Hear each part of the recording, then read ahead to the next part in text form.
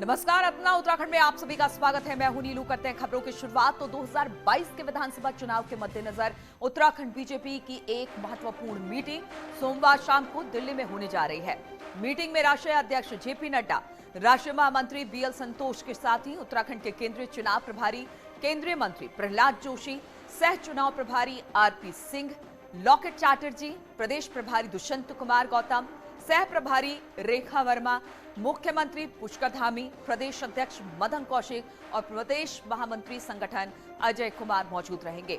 Meeting में 2022 के चुनाव के मद्देनजर सियासी परिस्थितियों पर चर्चा होगी। विधानसभा वार सीटों की समीक्षा के साथ ही वो प्रमुख मुद्दे भी तय किए जाएंगे जिसको लेकर पार्टी का चुनाव अभियान आगे बढ़ेगा। वहीं मीटिंग में प्रधानमंत्री मोदी के 5 नवंबर के केदारनाथ दौरे को लेकर भी विस्तृत चर्चा होगी। बीजेपी इसको देश भर में एक मेगा इवेंट के तौर पर प्रेजेंट करने वाली है। आज शाम को एक मीटिंग है, महत्वपूर्ण बैठक है। चुनाव से संबंधित हम सब लोग बैठेंगे। माननीय मुख्यमंत्री जी, संगठन मंत्री जी, चुनाव प्रभारी, सह प्रभारी, राष्ट्रीय अध्यक्ष जी, सभी लोग बैठे। क्या एजेंडा रहेगा सर मोटे तौर पर? एक ही एजेंडा है 2022, अब की बार 60 पार। एजेंडा एक ही है कि हमें एक बड़ी विजय प्राप्त करनी है। यही एजेंडा लेकर हम बढ़ रहे हैं।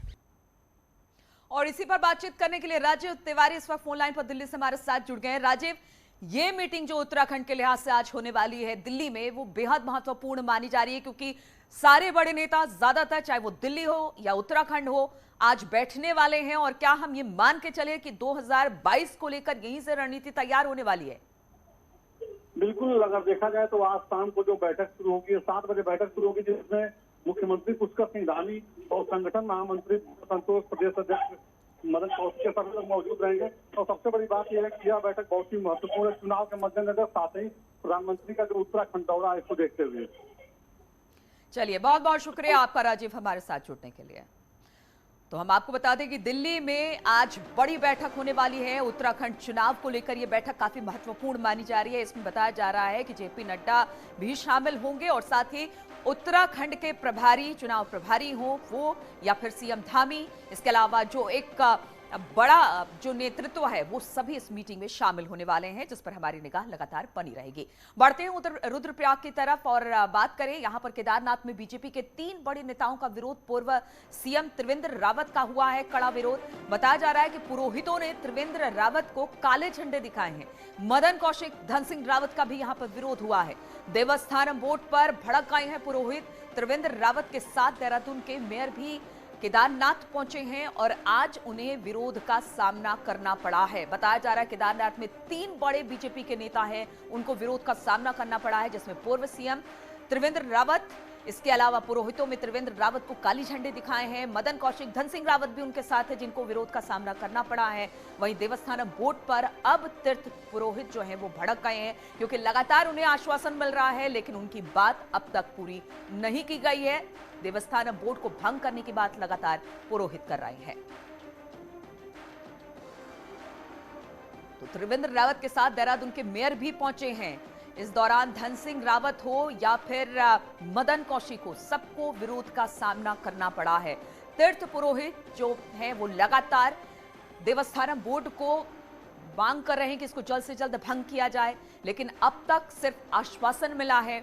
और अब तीर्थ पुरोहितों का विरोध इस तरह से दिखाई दे रहा है क्योंकि प्रधानमंत्री यहां पर पहुंचने वाले हैं। उससे पहले बीजेपी के 3 बड़े नेता पहुंचे थे केदारनाथ कि वहां पर तैयारियों का जायजा लेंगे, लेकिन जैसे वहां पर पहुंचे तीर्थ पुरोहितों के गुस्से का उनको सामना करना पड़ा है। दीपांकर इस वक्त हमारे साथ जुड़ गए हैं। दीपांकर, क्या जानकारी मिल रही है क्योंकि लगातार तीर्थ पुरोहितों को हमने देखा, विरोध उनका लगातार हो रहा है, हर बार आश्वासन दिया जा रहा है लेकिन पूरा नहीं हो रहा है। अब जब प्रधानमंत्री का दौरा लगा है, उससे पहले जब मंत्री पहुंचे हैं तो उन्हें विरोध का सामना करना पड़ा। क्या खबर वहां से मिल रही है? बिल्कुल नीलू, इस वक्त की जो बड़ी खबर है वो यही है कि त्रिवेंद्र सिंह रावत, जिन्होंने देवस्थानम बोर्ड का गठन किया और 27 नवंबर की वो कैबिनेट थी जिसमें फैसला लिया गया, 2 साल पूरे होंगे 27 नवंबर को। और आज 1 नवंबर को जब पूर्व सीएम त्रिवेंद्र सिंह रावत, मदन कौशिक प्रदेश अध्यक्ष और धन सिंह रावत वहां पहुंचे तो बड़ा विरोध वहां पर हुआ है। हालांकि मदन कौशिक को मंदिर के अंदर एंट्री दी गई है, धन सिंह रावत मंदिर के अंदर गए, लेकिन खबर है कि त्रिवेंद्र सिंह रावत को तीर्थ पुरोहितों ने बाहर रोका है। गो बैक के नारे लगे हैं, काले झंडे दिखाए गए हैं और उन्हें दर्शनों से भी वहां पर रोका जा रहा है। हालांकि खबरें भी पुष्ट होंगी कि क्या त्रिवेंद्र सिंह रावत दर्शन वहां कर पाएंगे या नहीं कर पाएंगे। दूसरी जो अहम बात आपने बताई कि प्रधानमंत्री 5 तारीख को आने वाले हैं और इस बीच 3 तारीख को मुख्यमंत्री को भी केदारनाथ जाना है। लेकिन आज जो ट्रेलर केदारनाथ में दिखा है 3 बड़े नेताओं के खिलाफ, अगर यह गुस्सा इस तरीके का रहा तो हालांकि इसके यही सब कुछ हमें आने वाले 2 दिनों में भी नजर आ सकता है। तो सरकार के लिए तो बड़ी चुनौती है कि जिस कैसे तरह से आज पुरोहितों विरोध का सामना करना पड़ा इन मंत्रियों को, लगातार जो तीर्थ पुरोहित है वो कहते रहे हैं कि हमें भ्रम में रखा जा रहा है, कहा जा रहा है कि भंग कर दिया देवस्थानम बोर्ड को जाएगा, लेकिन वो सारे वादे पूरे नहीं हो रहे हैं और शायद इसी का गुस्सा आज देखने को मिला है।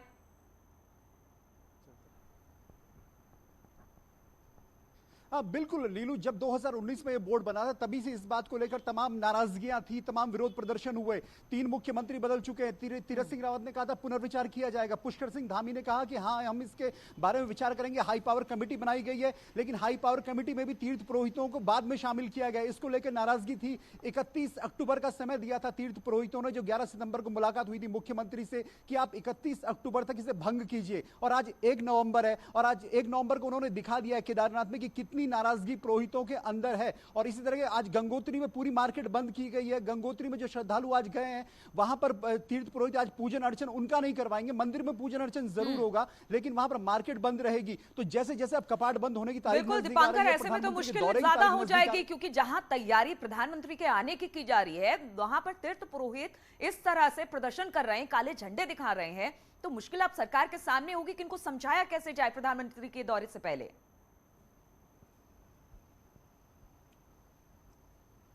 बिल्कुल सबसे बड़ी चुनौती यही है क्योंकि आज जो मदन कौशिक बीजेपी के प्रदेश अध्यक्ष और प्रोटोकॉल मंत्री धन सिंह रावत हैं, वो यही व्यवस्थाएं जांचने आज केदारनाथ जा रहे थे कि क्या वहां पर स्थितियां हैं, कैसा वहां पर हालात हैं। मुख्यमंत्री भी इससे पहले गए, बद्रीनाथ गए, केदारनाथ गए, मूड भापने की कोशिश की कि पुरोहितों का मूड कैसा है। लेकिन आज प्रधानमंत्री के दौरे से ठीक 4 दिन पहले, जबकि पूरे देश में मैसेज जाना है, बड़ा प्रदर्शन यहां पर हुआ है। और जो खास बात है कि त्रिवेंद्र सिंह रावत जिन्होंने इस बोर्ड का गठन किया, जिन्होंने ये एक्ट बनाया, वो जब केदारनाथ पहुंचे उनको जो विरोध झेलना पड़ा, तो कहीं ना कहीं बीजेपी के लिए यह संकेत अच्छे नहीं है। और सरकार के लिए अब टेंशन ये रहेगी कि कैसे प्रधानमंत्री का दौरा यहां पर सरलता से कंप्लीट हो और मैसेज खराब ना हो।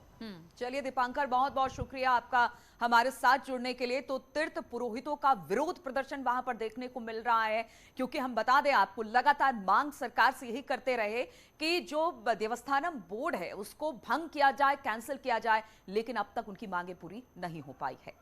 और प्रधानमंत्री नरेंद्र मोदी के 5 नवंबर के केदारनाथ दौरे की तैयारियों का जायजा लेने बीजेपी प्रदेश अध्यक्ष मदन कौशिक पहुंचे हैं। हम आपको बता दें कि प्रोटोकॉल मंत्री धन सिंह रावत भी उनके साथ केदारनाथ पहुंचे हैं। यहां वो अधिकारियों के साथ प्रधानमंत्री के दौरे को लेकर समीक्षा करने वाले हैं। प्रधानमंत्री नरेंद्र मोदी 5 नवंबर को केदारनाथ आ रहे हैं। प्रधानमंत्री का इस दिन का विभिन्न योजनाओं के लोकार्पण का कार्यक्रम है, साथ ही शिलान्यास भी यहां पर करेंगे और केदारनाथ में ही जनसभा को एक संबोधित भी प्रधानमंत्री करने वाले हैं। दौरे से पहले 3 नवंबर को सीएम पुष्कर धामी भी केदारनाथ पहुंचकर तैयारियों का जायजा लेने वाले हैं। तो राज्य के प्रोटोकॉल मंत्री हैं आदरणीय धन सिंह रावत जी, आज पूरे प्रधानमंत्री का किस प्रकार से कार्यक्रम की तैयारी है तो उस रूप में जा रहे हैं। कितने लोग रुद्रप्रयाग से और अन्य जगह से आएंगे, उनकी एक समीक्षा और तैयारी भी हो जाएगी। संगठन के स्तर पर हमने क्या क्या काम वहाँ और करने हैं उस बारे में भी जानकारी लेकर और तब अलग से भी समीक्षा हम लोग करेंगे। के आगमन की तैयारी अभी से जिला प्रशासन ने भी और पूरी सरकार ने पूरी वहाँ पे तैयारी शुरू कर दी है। और हम प्रधानमंत्री जी का एक बार फिर देवभूमि आगमन पे, भगवान केदारनाथ जी के आगमन पे स्वागत करना चाहते हैं कि उन्होंने जो सौगात उत्तराखंड को दी है। और अब बात सीएम धामी के दौरे की करें तो रुद्रप्रयाग और उत्तरकाशी का दौरा है सीएम धामी का। धामी रुद्रप्रयाग के चोपता में औद्योगिक विकास मेले के समापन कार्यक्रम में शामिल होंगे। वहीं मक्कू मठ में तुंगनाथ डोली के आगमन कार्यक्रम में हिस्सा लेंगे। सीएम उत्तरकाशी के नौगांव में मंडी का शिलान्यास करने वाले हैं और इसके बाद इंटर कॉलेज नौगांव में जनसभा को संबोधित भी करेंगे।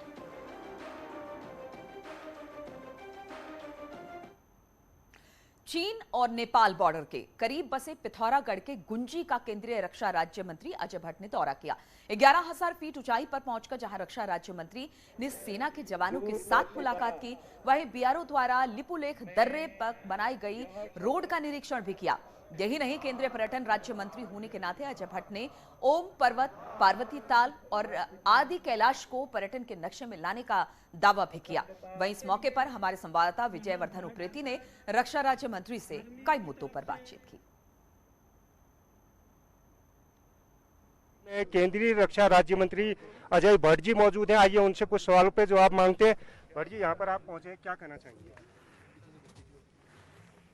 देखिए, ये भारत का अंतिम गांव नहीं है, बल्कि गुंजी भारत का पहला गांव है। हमने इसका नामांकन किया है, यहाँ के लोगों ने इसको पहला गांव माना है। हम इधर से आएंगे हिमालय, सामने हिमालय से, तो ये पहला माना जाएगा। कितनी टफ लाइफ है यहाँ की हम सब जानते हैं, परंतु जो संकल्प हमारी सरकार ने लिया था, मोदी जी ने जो कहा था, वो आज पूरा होने को जा रहा है। हम लोगों ने जहाँ 27 दिन तक हम कैलाश मानसरोवर जाते थे और हम लोगों ने तय किया कि वहाँ तक हमारी सड़क जानी चाहिए, और आज सड़क हमारी पूरी लगभग बन गई है। आज मैंने उसका निरीक्षण किया है। ब्लैक टॉप के लिए 60 करोड़ रुपए इसका अभी स्वीकृत हुआ है, ब्लैक टॉप भी हो रहा है। इस तरह से यहाँ पर पर्यटन की दृष्टि से भी लोगों ने आना जाना प्रारंभ किया है। सर, इधर पर आदि कैलाश है, ओम पर्वत है, पर्यटन मंत्री भी अभी आप हैं, ये पूरा नेशनल सिनेरियो में आ जाए टूरिज्म के में। इसके लिए है, वहाँ के लिए अभी आदि कैलाश के लिए हमारी जो अपनी प्लानिंग है, टूरिस्ट तो आता ही है, कि हम उसको अभी ये रखें जैसे हम आज तक कैलाश मानसरोवर जाने के लिए पैदल रखते थे।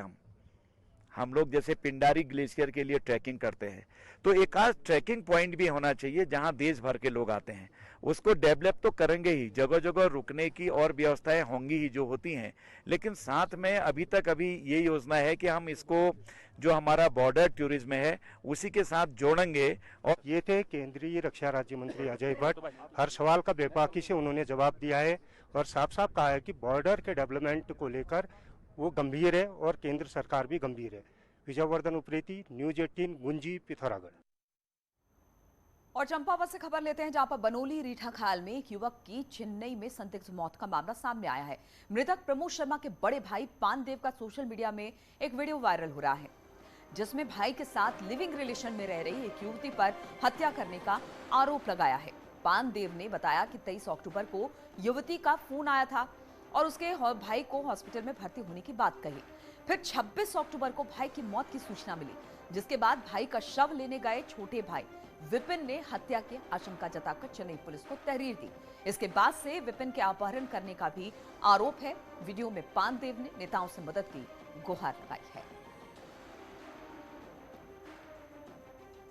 उसका 22 तारीख को एक्सीडेंट होता है करके हमें कॉल आता है कि आपके भाई का एक्सीडेंट हो गया है, इशरत परवीन नाम की मैडम का। और 2 दिन के बाद, फिर 2-3 दिन के बाद फिर कॉल आता है कि आपके भाई का डेथ हो गया है।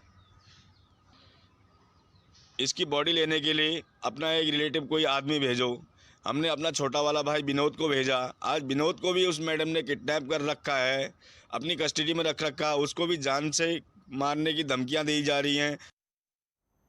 नमस्कार, बुलेटिन में आपका स्वागत है। मैं हूं आपके साथ जीनत सिद्दीकी। शुरुआत करेंगे खबरों की। मुरादाबाद में डीएसपी की पासिंग आउट परेड में सीएम योगी ने परेड की सलामी ली है। नए पुलिस अफसरों को सीएम योगी संबोधित कर रहे हैं।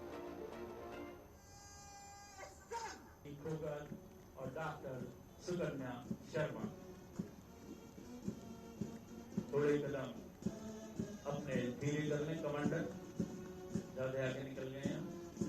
और अब पहली टोली नवी वाली पीस। तो खाली पदों पर नई भर्ती कराई गई है। 72 अफसरों का वो जिक्र कर रहे हैं, जिन्हें दिल से सलामी भी दे रहे हैं, दिल से बधाई दे रहे हैं। डिप्टी एसपी जो है वो सेवा की शपथ लेंगे। मुरादाबाद पुलिस अकादमी में सीएम योगी, जो हम तस्वीरें आपको दिखा रहे हैं, और बेहतरीन जो पुलिसिंग होती है वो कितनी ज़रूरी है। साथ ही साथ जनता और आप ये देखें कि पुलिस के बीच में जो कम्युनिकेशन गैप बढ़ता जा रहा है वो कैसे दूर हो, कैसे वो कम्युनिकेशन गैप खत्म हो और एक फ्रेंडली इन्वायरमेंट जो है वो पुलिस कर्मियों और आम जनता के बीच में बने। मुख्यमंत्री अमूमन जो है ये सलाह मशवरा हमेशा करते हैं, इस बारे में बात करते हैं, टिप्स देते हैं। तो यहाँ पर भी उन्होंने कुछ इसी तरह की बातें कही। पासिंग आउट परेड की सलामी ली। 86वीं पुलिस उपाधीक्षकों की परेड की तस्वीरें हम आपको दिखा रहे हैं, जिसमें ट्रेनी अफसरों को योगी मंत्र मिला है।